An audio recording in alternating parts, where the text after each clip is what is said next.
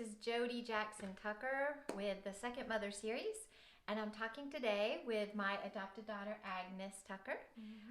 She's a 23-year-old MBA student, and we have really been blessed over the years to do a lot of sharing about adoption and about our journey. We wrote a book together, which I'll put the link for that in the comments. And today I wanted to ask Agnes about the issue of identity. One of the issues we all struggle with in life, whether adopted or not, is who am I? What is my identity? And in my experience, finding my identity in Christ was the most important thing to me, which happened to me later in my life. And I know adopted people, children and adults, have a lot of identity issues. Yes. You're an amazing person to talk to about this subject because so you were born in Uganda. Yes. So you have an identity as an African. Yes. All right, but then also you came to the United States when you were 14 years old. Yes. So then you also had to have an identity as an American. Yes. And then you also had the challenge of being in the African American culture, which was not the same as your African culture. Yes. Okay, so sounds let's complicated. sounds complicated already. So let's start with that. That must have been a hard transition for you, and also having white parents, white and also mixed race siblings, but people from the U.S. So talk a little bit about that. What was that like being 14 years old, suddenly have a new last name, new identity? What's that like? Okay, so I'll start with the last name part. To me, having the last, my last name meant that it's permanent. That's, part of the like family. that. I liked it. I felt included. I felt like, wow, now I am officially part of the Tucker family. Oh. So yes, and I'm always happy to identify myself as a Tucker. So that was like a best, that is seal on the, A seal on it. Yeah, a seal on it. Like, I like I'm that. officially a Tucker. This is my family. Now I represent them with my last name and all of that. I'm part of it. Nice. So, but as far as culture and I still, I got a chance to experience both. Yes. And I feel like I had the choice to pick between which. When you say both, what do you mean? Like, I spent 13 years in Uganda. Yes. And I experienced the culture. Yes. And I spent now 10 years, almost 11, in, USA. Okay. And I got to experience the culture as well. Okay. So I feel like I can choose to identify myself however I want to. But to me, I know that my roots humble me. They humble who I am, and they shape me, and they help me guide myself into what I want to be like. Yeah. When I identify myself as a Ugandan, I also that includes my background. That includes where I'm from. That includes how I grew up. That includes the hardships that I faced. Yes. And so to me, that will always be part of me. And those hardships are the ones that drive me up to today to work hard and to you do work very hard. to work hard and to achieve all my goals. That's the my background is my drive today. That's really beautiful, because sometimes when people go through something very traumatic or difficult, they want to shave off that part of their life, leave it behind, and they have trouble bringing it forward into the present and their identity. Right. But it sounds like you've really been able to integrate that and see how those experiences shaped who you are now. Yes. That's those amazing. experiences that I experienced, they helped me give me drive, and also they helped me humble myself when it comes to situations, and also be grateful for what I have now that I didn't have then.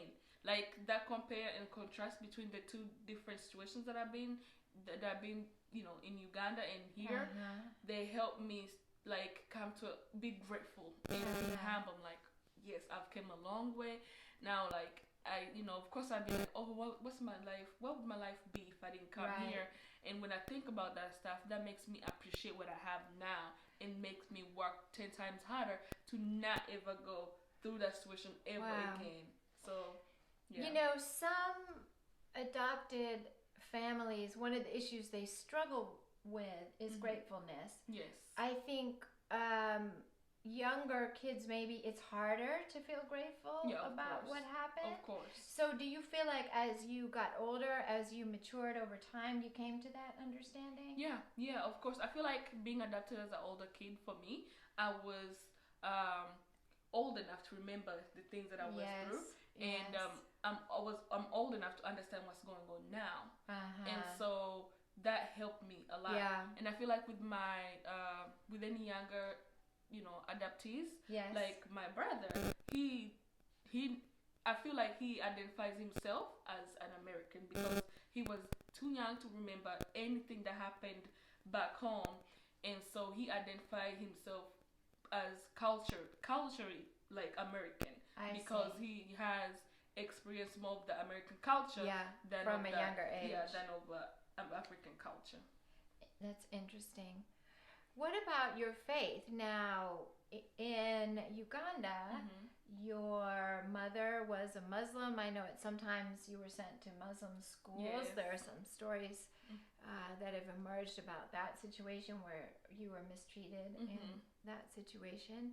But then also you came to know the Bible and learn about Christianity in the orphanage, and also on your dad's side of your family. So so how was your identity shaped as to how do you see yourself now in that?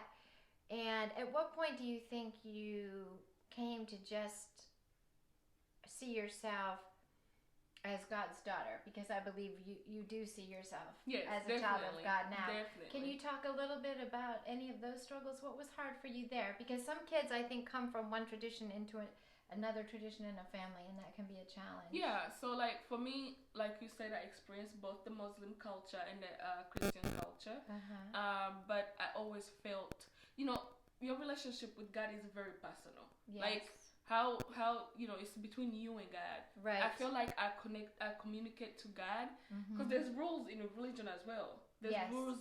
There's so many rules in both religions, especially in the Islamic religion. There's a lot of rules that you have to follow, even just to pray. That I feel like if I had to do all of that stuff, like the Bible tells me God accepts me for who I am. I could go to church. He says, "Come as you are." But in the Muslim culture, you have to wash this and that. You have to do a lot of rituals before praying.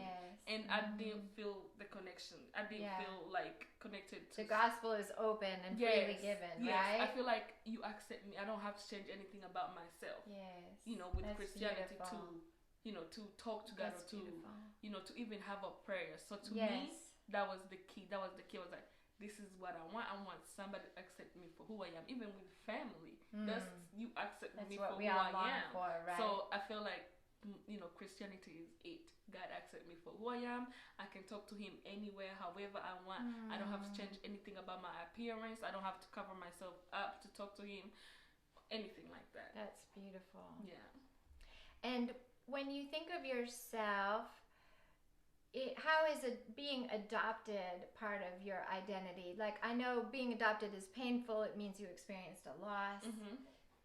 But based on what you're saying, it seems like perhaps also you've now integrated that into how you see yourself. Right. I don't think of myself as adapt. I don't even use that word unless somebody asks me when they see the different colors. When they see us, they might be then I'm like, then I have to explain because biologically this is impossible. They must think her husband was very dark skinned. Biologically it's impossible. So that's when I'm like, the term comes in.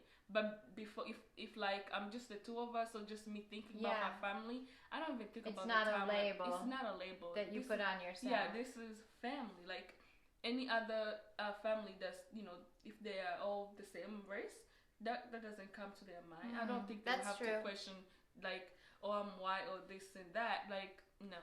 To me, that's how it is. Like a normal family. So speaking about identity, most of our viewers will be second moms.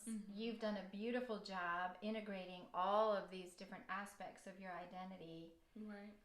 what advice do you have for second moms watching this about helping their child get to that place of a solid identity that incorporates all the parts of who they are?